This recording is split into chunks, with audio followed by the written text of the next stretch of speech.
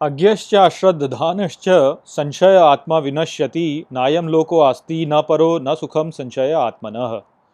नमस्कार मित्रों, ये जो श्लोक है भगवत गीता के चौथे अध्याय का 40वां श्लोक है, जिसे हम आज गहराई से समझेंगे। तो आइए सबसे पहले इसके अर्थ को समझते हैं। तो जो श्लोक है वो कहता है, अज्ञश्च अश्रद्धानश्च, अर्थात अज्ञान और अविश्वास से भरा, संशय आत्मा विनश्यति, अर्थात और अनिश्चित व्यक्ति विनाश की ओर जाता है। नायम लोको आस्ति न परो, अर्थात न होता है इस लोक में और न परलोक में, न सुखम संशय आत्मनः, अर्थात न सुख अनिश्चित व्यक्ति का। तो इस श्लोक में श्री कृष्ण पिछले श्लोक में जो उन्होंने संदेश दिया था उसी को आगे बता रहे हैं। तो पिछले श्लोक में उन्होंने कहा था कि किस प्रकार से जो व्यक्ति वास्तव में ज्ञान की ओर एक श्रद्धा का भाव रखता है, वही वास्तव में ज्ञान प्राप्त करता है और शांति की ओर जाता है। तो उसके विपरीत यहाँ पर एक उदाहरण श्री कृष्ण दे रहे हैं। तो वो यहाँ पर बोलते हैं कि किंतु वो व्यक्ति जो कि अज्ञान में है, जो कि अविश्वास से भरा है और जो अनिश्चित है, वो व्यक्ति विनाश की ओर जाता है। और ऐसे व्यक्ति का न तो इस लोक में ना ही परलोक में कहीं पर भी कोई भी सुख वाला स्थान नहीं है। तो यहाँ पर जो विचार प्रस्तुत किया गया है वो वास्तव में अनिश्चित व्यवहार के रूप में प्रस्तुत किया गया है श्री कृष्ण द्वारा। और यदि आप अपने व्यवहार को गहराई से समझें तो आप देखेंगे कि आपके भीतर वास्तव में एक द्वंद्व होता है, जहाँ पर कि आप दो विचारों के बीच में फंसे रहते हैं। जहाँ पर कि एक विचार ऐसा होता है जो कि आपके हित के रूप में होता है और दूसरा ऐसा होता है जो कि लोक कल्याण के लिए होता है।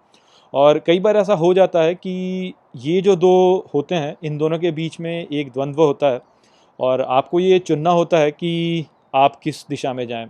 जैसे उदाहरण के लिए आप ऐसा मान लीजिए कि आप किसी एक कंपनी में एक अकाउंटेंट हैं और आप उस कंपनी का जो धन है वो इधर से उधर करते रहते हैं।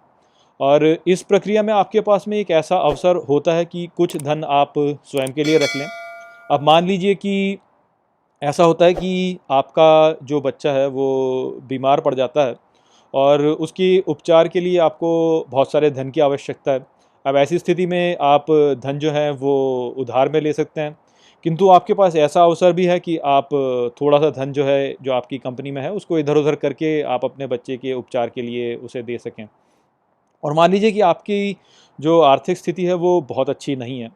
तो उस स्थिति में यही होगा कि आपके मन में एक द्वंद्व होगा कि क्या मैं थोड़ा सा पैसा जो मैं इधर उधर करता हूँ अपनी कंपनी के लिए उसमें से निकाल लूँ क्या। मेरा जो बच्चा है वो रोगी है और उसके उपचार की आवश्यकता है और यदि मैं उसका उपचार नहीं कराऊंगा तो वो बहुत सा कष्ट झेलेगा। तो यहाँ पर एक द्वंद्व आपके मन में उत्पन्न हुआ। एक और आपका निहित स्वार्थ भी है बच्चे की ओर और दूसरी ओर आपका एक कार्य करने का कर्तव्य भी है जो कि आप अपनी कंपनी की ओर करें, क्योंकि आपकी कंपनी की ओर आपको एक अच्छे व्यक्ति के रूप से काम करना चाहिए। तो यहाँ पे द्वंद्व उत्पन्न हुआ। तो ये जो द्वंद्व उत्पन्न होता है इसके में जो व्यक्ति है जो कि वास्तव में आर्य है, जो कि एक ऊंचे आदर्श रखता है, वो वास्तव में धन इधर उधर नहीं करेगा।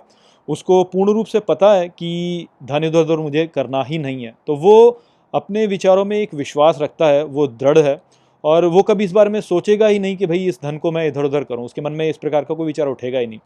किंतु जो अनिश्चित व्यक्ति होता है, जो कि अविश्वास वाला है, वो क्योंकि थोड़ा सा एक मन में उसके एक संशय है कि अरे मैं कर लेता हूँ, कुछ नहीं होगा, थोड़ा मोड़ा इधर उधर कर लूँगा तो कोई प्रभाव नहीं पड़ेगा। तो ऐसा जो व्यक्ति होगा उस पर ये खतरा सदा रहेगा कि वो थोड़ा सा ऐसा धन इधर से उधर ले जाए और अपने बच्चे के उपचार के लिए उसे चला दे। और यहाँ पर तो उसने फिर भी एक ऐसे कार्य के लिए ये धन इधर उधर किया कि भाई मेरे बच्चे का उपचार चाहिए। किंतु ऐसा कार्य करने पर वास्तव में उसके मन में एक संस्कार उत्पन्न होगा कि अरे थोड़ा सा धन इधर उधर कर लूँगा तो कुछ फ़र्क नहीं पड़ता, मैं तो थोड़ा धन ऐसा ले सकता हूँ। और भविष्य में वो व्यक्ति हो सकता है कि अपनी गाड़ी को खरीदने के लिए या अपने मकान में पैसा लगाने के लिए भी ऐसे धन को इधर उधर कर दे। और जब वो इस प्रकार से कार्य करेगा तो उल्टे उसके भीतर संस्कार उत्पन्न होंगे और धीरे धीरे आप देखेंगे कि वो व्यक्ति पैसा इधर उधर करने लगेगा, धीरे धीरे करता जाएगा।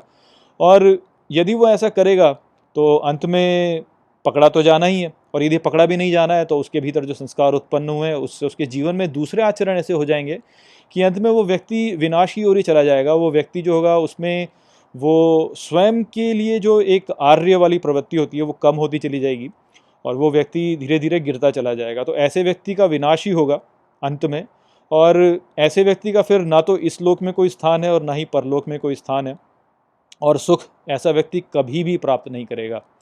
तो यही बात है जो कि यहाँ पर श्री कृष्ण बता रहे हैं कि जो व्यक्ति संशय रखता है, जो व्यक्ति एक अविश्वास की भावना रखता है कि अरे सब चलता है, ठीक है, ऐसा कुछ नहीं है, जैसी करनी वैसी भरनी, कुछ नहीं होता, मैंने जो किया वो यदि मैंने कर लिया और किसी को पता नहीं चला तो सब ठीक है, कोई बात नहीं है। वो जो व्यक्ति इस प्रकार से मन में एक संशय की भावना रखता है वो व्यक्ति वास्तव में विनाश की ओर ही जाता है, और ऐसे व्यक्ति के लिए कहीं पर कोई स्थान नहीं है, उसे कभी भी सुख प्राप्त नहीं होता। तो आशा करता हूँ कि इस श्लोक को मैंने आपको अच्छे से समझा दिया होगा। चलिए इसी के साथ इस वीडियो को यहीं पर समाप्त करते हैं। नमस्ते। वीडियो को अंत तक देखने के लिए धन्यवाद। यदि आपको ये वीडियो पसंद आया हो तो इसको अपने प्रियजनों के साथ में साझा करें और इस ज्ञान को और फैलाएं। यदि आपके पास कोई भी प्रश्न है तो मुझसे इंस्टाग्राम पर जुड़िए। वहाँ पर मैं हर शनिवार रात को एक लाइव Q&A सेशन रखता हूँ और आप मुझसे वहाँ पर अपने प्रश्न पूछ सकते हैं। जय श्री कृष्ण।